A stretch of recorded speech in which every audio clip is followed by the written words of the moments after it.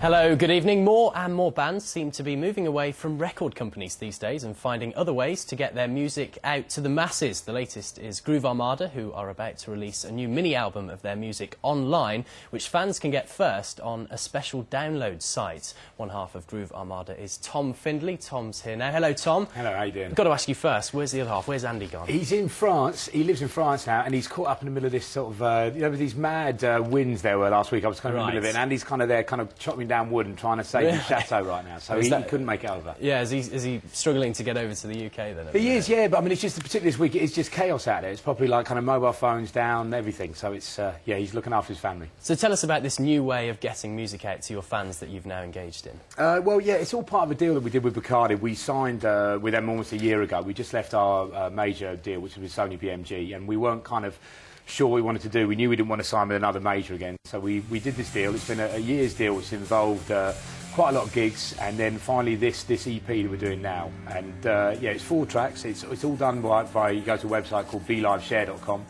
You enter in some details and you get the first free track, and the idea is the more you share that track, the more tracks you get. So you get free tracks by sharing tracks you've already bought? Exactly. I think we're kind of realistic that, like, you know, people are going to... The music's out there now, it gets shared, a lot of it on legal websites and stuff, so we felt that the best thing was to get, you know, develop some kind of relationship with the fans via this site. We get a little bit of data about them, and then in return get, you know, it kind of somehow makes music sort of matter more when you get rewards for sharing it. Is this the future then? Is the CD dead? Is this the way that bands are now moving towards? I don't think the CD is dead. I think the future is very sort of complicated in the music industry. I think you've got to find whichever way you're comfortable with us. You know, us as an established band, it felt like the right way to go. I think there's lots of other ways to go. I think, you know, a lot of young bands are setting up websites and they're doing subscription deals with their fans. You know, people like Radio Play did the In Rainbows thing last year. So basically you've got to kind of... It's a more complicated, more difficult world out there, and you've got to find something that works for you. But what about your best fans who've got everything you've ever brought out and they want a real hard copy of the latest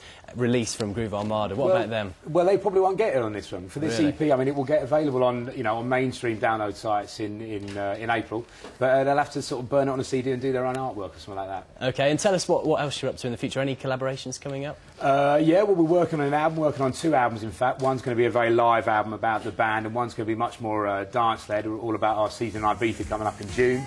And, yeah, and gigs. We've got our big gig in London in the summer, which is Love Box, which is going to be in July, third weekend in July. Will you make it to the UK before that, for any live stuff? Probably not. I think we'll probably debut all this new material and this new sound at Love Box, is the best way of saying our own event. OK, thanks for coming in anyway, Pleasure. Tom. That's Tom Findlay there from Groove Armada. No Andy, but I'm sure he'll be back in the UK soon. This is E24 on BBC News. Some of the other top showbiz stories now around. And Coldplay and The Killers are going to play a one-off charity gig. This will be in West London next month for the War Child organisation. Tickets are £50 and will be available through a lottery system. Good luck. Renee Zellweger's teamed up with Harry Connick Jr. for her return to the big screen in the rom-com New in Town. She plays a busy career woman who meets union rep Ted Mitchell when she's sent to Minnesota to revamp a failing company. The film's out on February the 27th. Congratulations to Geri Halliwell. The Spice Girl is to marry her Italian boyfriend Fabrizio Politi. The couple got engaged over Christmas but haven't yet set a date for the wedding. Paris Hilton's hoping her new TV show will prove she's not the spoilt airhead many say she is. Paris Hilton's British best friend starts on ITV2 tomorrow night and follows her quest to find someone to hang out with when she's in the UK. But be warned, becoming pals with the 27-year-old heiress is no walk in the park. As Radio 1 Newsbeat found out when they interviewed her, it's pretty much a brutal selection process. Well, during eliminations, I hate saying it, but I have to, and it's TTYN, which is talk to you never, and that means that they go bye-bye. And how did they react when you were saying that? Well, it was really hard because I was really embarrassed, you know, telling them you have to leave. So it would be pretty upsetting. Like, a lot of eliminations, people would cry, like I would cry. It was very emotional every time. And how did they react kind of with all the paparazzi and just following you around in your normal lifestyle? They all seemed really kind of excited and screamy at the beginning. Did they kind of get used to it, or? I think they enjoyed it. I think that a lot of them said, they all said they'd never experienced anything like that, so they were excited, and I don't think that they got used to it, though. Are you still good friends and you're hanging out? Are they a true friend, do you think, now? Yeah, definitely. We talk on the phone all the time and text each other and Facebook each other, so...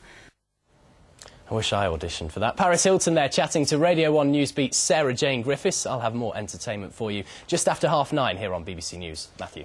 Andy, see you then. Let's catch up with the latest business news. Rachel is here. Hi, Matthew.